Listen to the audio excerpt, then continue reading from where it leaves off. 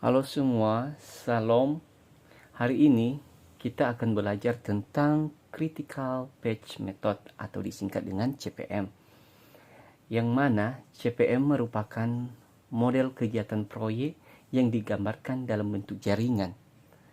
Manfaat dari Critical Path Method ini adalah memberikan tampilan grafis dari alur kegiatan seluruh proyek, memprediksi waktu yang dibutuhkan untuk menyelesaikan sebuah proyek, serta menunjukkan alur kegiatan mana saja yang paling diperhatikan dalam menjaga waktu penyelesaian proyek.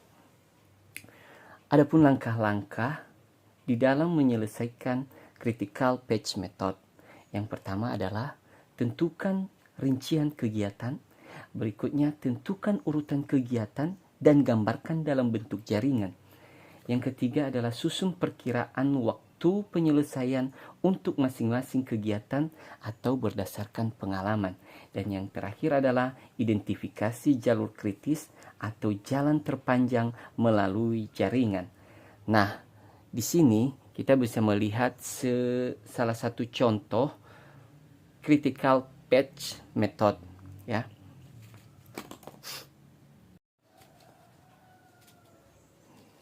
Nah, di sini ada serangkaian kegiatan, ya, kegiatan dari A sampai dengan H. Kegiatan A sampai dengan H.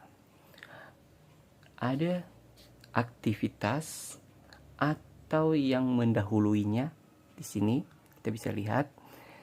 Kemudian masing-masing aktivitas ini memiliki durasi atau waktu, ya. Ada durasi waktu 2, 6 sampai dengan 1. Nah, kita akan menentukan jalur kritis dan waktu penyelesaian, atau kita ingin menentukan berapakah waktu yang paling singkat agar proyek ini selesai. Oke, maka langkah pertama adalah kita akan melihat atau kita akan membuat sebuah jaringan berdasarkan informasi dari tabel ini. Nah, di dalam tabel ini kita bisa melihat bahwa kegiatan A tidak ada yang mendahuluinya. Maka bisa kita katakan bahwa kegiatan A ini adalah kegiatan paling awal. Kegiatan paling awal, maka kita tulis A di sini. Sehingga A ini kita katakan bahwa kegiatan A, dan berikutnya kita menulis tempat notnya di sini, ya. Ini di sini. Nah, di dalam not ini kita menulis angka 1. Oke. Not 1 ini menandakan bahwa kegiatan A adalah kegiatan awal dari mulanya sebuah proyek. Berikutnya, pada tabel ini kita melihat bahwa setelah kegiatan A, maka kegiatan B pendahulunya adalah A. Ya. Kemudian C pendahulunya adalah kegiatan A. Maka kita dapat mengatakan bahwa kegiatan B dan C dapat kita kerjakan setelah kegiatan A ini selesai. Maka kegiatan B kita tulis di sini.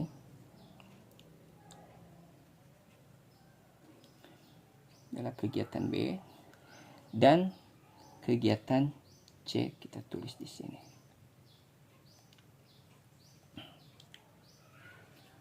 Nah, kita jangan melupakan untuk menulis tempat notnya. Kita buat di sini lingkaran. Lingkaran ini nanti berfungsi sebagai tempat notnya. Nah, selanjutnya kita melihat setelah kegiatan A, B, C, maka ada kegiatan D. Nah, kegiatan D ini pendahulunya adalah kegiatan B.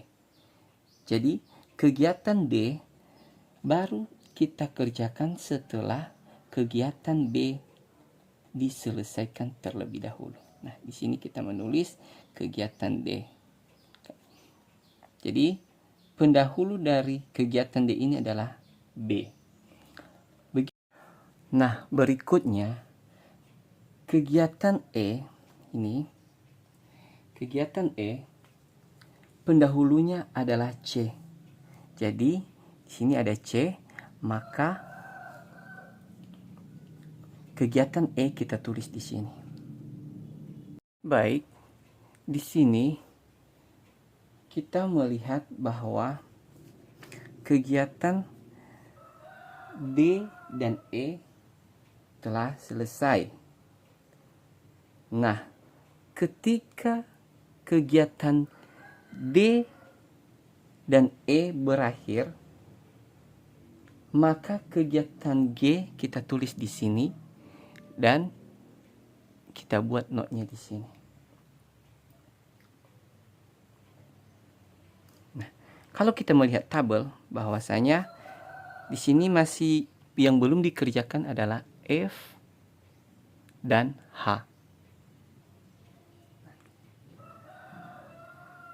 Ketika kita melihat tabel bahwa A adalah aktivitas awal, karena tidak ada aktivitas yang mendahuluinya. Nah, aktivitas yang paling akhir adalah aktivitas yang ada di sini. Itu apa? Adalah aktivitas F, G, dan H yang merupakan aktivitas terakhir. Berikutnya, kita bisa melihat kegiatan F pendahulunya adalah kegiatan B. Maka di sini kita akan menarik garis dari sini ke sini. Ya. Dan kita tulis di sini adalah F. Begitu juga dengan kegiatan H. Kegiatan H pendahulunya adalah C. Maka dapat kita tarik dari sini. Kita tulis di sini adalah H. Oke. Nah, kemudian setelah kita selesai membuat gambar networknya, ini adalah gambar networknya, maka langkah selanjutnya adalah kita sempurnakan penamaan node-nya. Di sini tadi di awal kita sudah menentukan node pertamanya adalah 1. Maka selanjutnya adalah kita menyempurnakan penamaan node berikutnya. Ya, di sini kita bisa menulis node 2, kemudian 3, ini node 4, 5, dan 6. Nah, setelah penyempurnaan penamaan node-nya, maka kemudian kita dapat menulis durasi waktu pengerjaan proyek sesuai dari tabel yang di sini ya. Jadi di sini kita bisa melihat bahwa kegiatan A durasinya adalah 2. Maka kita menulis di sini A2. Begitu juga seterusnya. Untuk B, durasi waktunya adalah 6, ya, 6. Maka kita tulis di sini 6. Kemudian C adalah 4 durasi waktunya. Berikutnya D durasi waktunya adalah 4.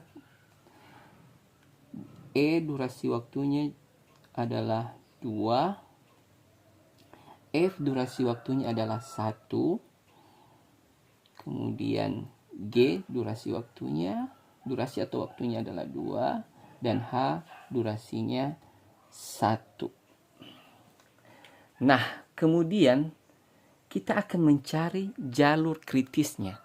Setelah kita menyelesaikan gambar networknya, kemudian kita menyempurnakan penamaan node-nya. Setelah penyempurnaan nama node, kemudian kita menulis durasi dari setiap kegiatan. Nah, langkah selanjutnya yaitu kita akan mencari jalur kritisnya dengan menulis ulang, tetapi node-nya kita tulis besar-besar untuk memudahkan kita. Jadi langkah selanjutnya adalah kita buat node-nya lebih besar seperti ini, sesuai dari gambar di atas. Dari gambar networknya kita buat di bawah lagi, yaitu gambar node-nya lebih besar untuk lebih memudahkan kita. Nah, kemudian kita buat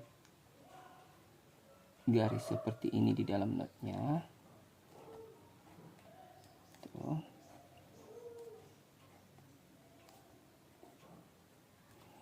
Sini kita isi 1, 2,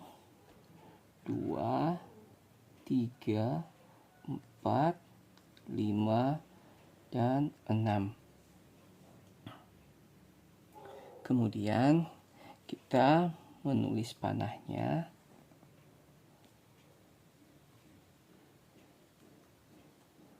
Kita membuat garis panah di sini.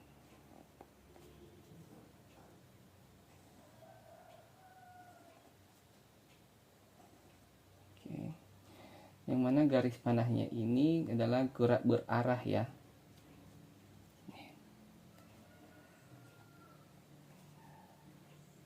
Satu arah.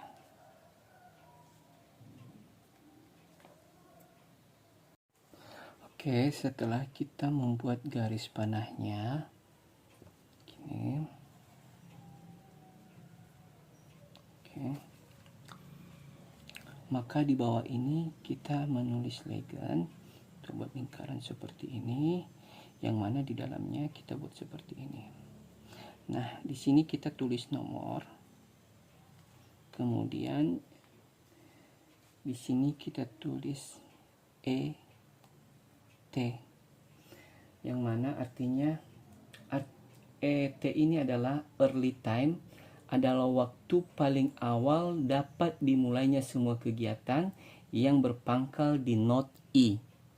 Nah, kemudian di bawahnya kita tulis LT, yang artinya last time, atau waktu paling lambat bagi selesainya semua kegiatan yang berujung di node I. Nah, kita kembali ke atas. Maka setelah kita memberikan nomor di sini, maka langkah selanjutnya adalah kita menulis kembali kegiatannya, kegiatan A, B, C, D, E, F, G, H. Kemudian kita tulis durasinya 2, 6, 4, kemudian 4, kemudian 2, kemudian 1, kemudian 2 dan 1. Nah, setelah kita menulis kegiatan serta durasinya, maka di dalam ini kita menulis 0. 0 ini merupakan awal dari kegiatan kita tadi. Kemudian untuk mengisi kolom berikutnya di sini, yaitu kita menjumlahkan 0 ini dengan 2. 0 ditambah 2, kita isi di sini 2. Berikutnya 2 ditambah 6, maka kita tulis di sini adalah 8. Kemudian 2 ditambah 4 adalah 6. Selanjutnya di sini ada not 5. Nah, sedangkan kegiatannya ada 2.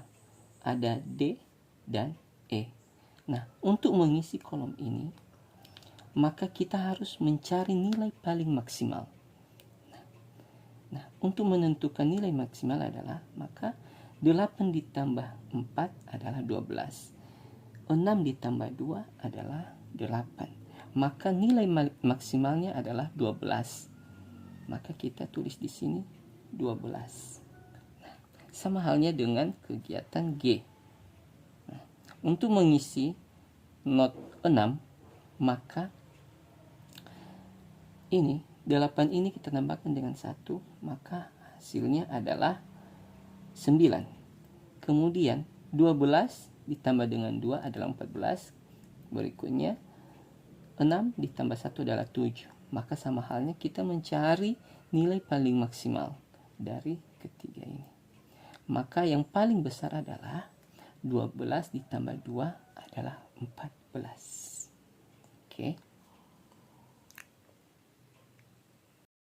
Baik, jadi kita sudah mengetahui bahwa waktu untuk menyelesaikan suatu proyek utuh ini adalah 14.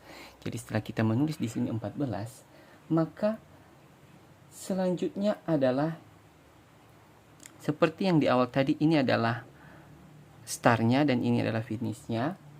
Maka di akhir ini untuk mengisi kolom bagian bawah ini, maka kita mulai dari 14 juga. Jadi kita tulis di sini adalah 14. Untuk mengisi not 5, maka 14 ini kita kurangkan dengan 2. Maka 14 dikurang 2 adalah 12. Jadi ketika maju kita tambahkan, ketika kita mundur maka kita kurangkan. Nah, jadi 14 dikurang 2 adalah 12. Nah, ketika kita sampai pada not 4, untuk mengisi kolom bagian bawah ini, maka kita harus mencari nilai minimumnya. Dari mana? Yaitu dari 12 dikurang 2 adalah 10. Kemudian 14 dikurang 1 adalah 13. Maka kita tentunya akan memilih nilai minimumnya atau nilai terkecil. Maka nilai terkecil dari antara dua ini adalah 10. Jadi 12 dikurang 2, 10. Begitu halnya dengan not 3. Baik, untuk mengisi kolom not 3, yaitu sama halnya dengan yang not 4, yaitu 12 dikurang dengan 4 adalah 8, 14 dikurang 1 adalah 13. Maka kita memilih nilai minimumnya atau nilai terkecilnya adalah 8, yaitu 12 dikurang 4 adalah 8. Nah, berikutnya untuk menentukan nilai bagian bawah not 2, yaitu dengan mengurangkan 8 dikurang 6 adalah 2. Kemudian 10 dikurang 4 adalah 6. Maka untuk mengisi kolom bagian bawah ini kita harus memilih nilai minimum, yaitu 2. 8 dikurang 6 adalah 2. Nah, terakhir untuk mengisi nilai bagian bawah di not 1, maka 2 dikurang 2 adalah 0. Nah,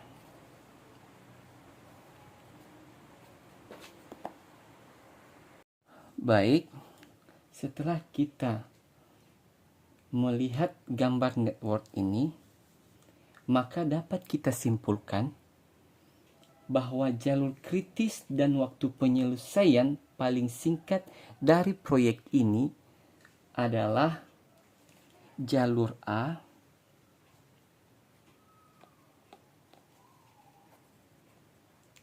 kesimpulannya adalah jalur A, jalur B, jalur D, dan G. Jadi jalur yang paling singkat dalam pengerjaan proyek ini adalah dimulai dari jalur A, kemudian ke jalur B, kemudian ke jalur D, dan ke jalur G.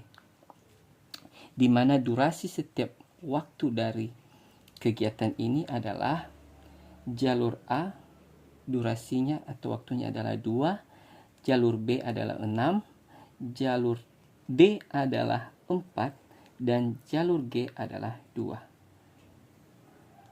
Jadi totalnya adalah 14 atau 14 minggu. Jadi kesimpulannya adalah waktu untuk menyelesaikan sebuah proyek ini adalah 14 minggu. Oke, demikian saja yang bisa kita kerjakan pada saat ini. Segala kata kekurangan kiranya dimaafkan. God bless, Tuhan memberkati. Ya, aho.